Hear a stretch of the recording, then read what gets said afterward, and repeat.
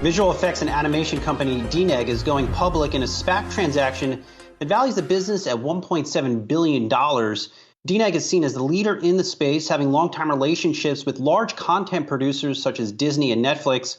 Worth noting here, unlike most SPACs, DNEG is profitable and has been profitable for some time. Namit Malhotra is the chairman and CEO of DNEG and joins us now. Namit, congratulations on this deal. Look, I think a lot of folks are very familiar with your work, but don't realize you are the company helping to bring a lot of this content to life. What are some of the projects you're working on right now? Thanks for having me. It's a pleasure to be talking to you and showcasing the company on its next phase. We obviously have a big, bouquet of projects. Recently we obviously, worked on projects like Matrix and Dune and James Bond. And what's coming up in the next little bit are projects like Shazam 2. We're doing that for Warner Brothers and New Line. We're working on a bunch of TV shows like Stranger Things, Meg 2, and we've got a bunch of animation projects as well, like Garfield, which we're producing. So there's a massive order book and a splatter of projects that we're currently working across all our different offices. For those on our platform, Namit, that are sizing up your company and soon your stock, what are some of the biggest drivers? Is one of them streaming, and do you play in gaming yet? So we are, using a lot of game engine technology in our current workflows, and that's where we believe the next phase of our business is headed towards, is the convergence of gaming and what we do. So when we work on a project like Uncharted, which is a rendition of a video game into a movie, we believe that that happens because of our quality profile and our technology profile, where we can produce assets of a very high quality end, which we believe can now be transferred onto the gaming world, which is where I think the gaming industry wants to go. So that's something that's going to happen imminently and very, very organically. That being said, the tailwinds in our industry are massively being driven, especially through the pandemic, on the back of the streaming, universe of content, which is only growing at faster and faster clip. And that creates, a lot of opportunity for companies like us to be able to really bring our absolute tier one profile of high quality, imagery and storytelling capabilities to this massive gap that's been created because of each streamer and each big content player now wanting to own and operate on their own library.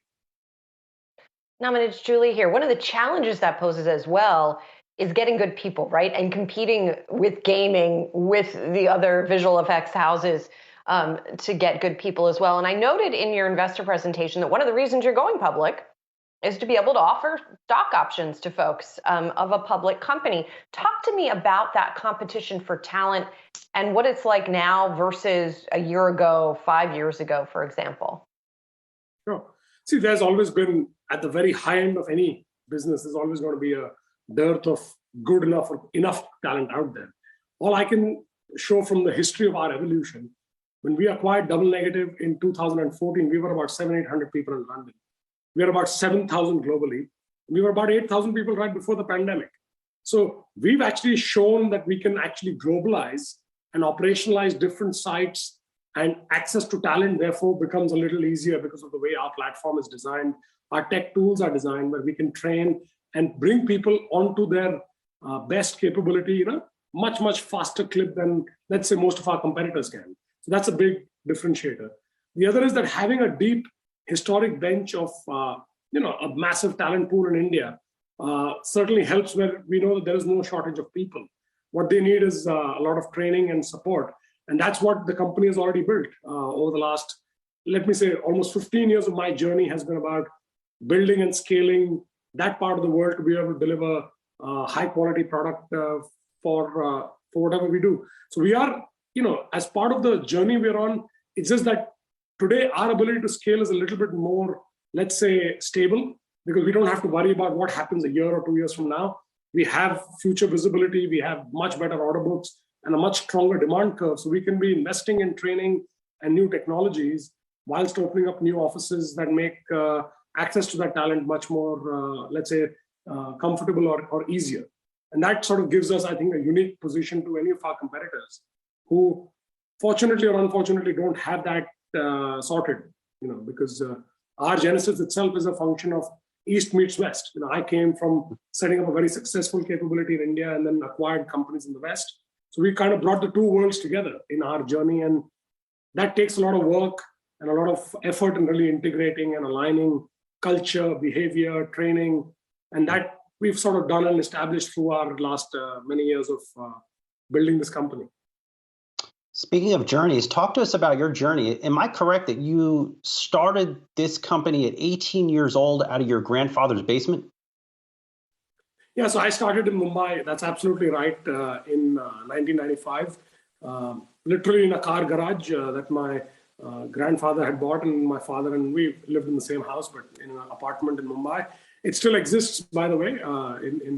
At some point, we'll publish pictures and talk about that. But that's literally where I started when I was 18, and with an Apple computer and a bunch of guys who taught me computer graphics in a 6-week course that I did, and I hired them as my key partners, and we set ourselves up, and that's the sort of journey that we've had.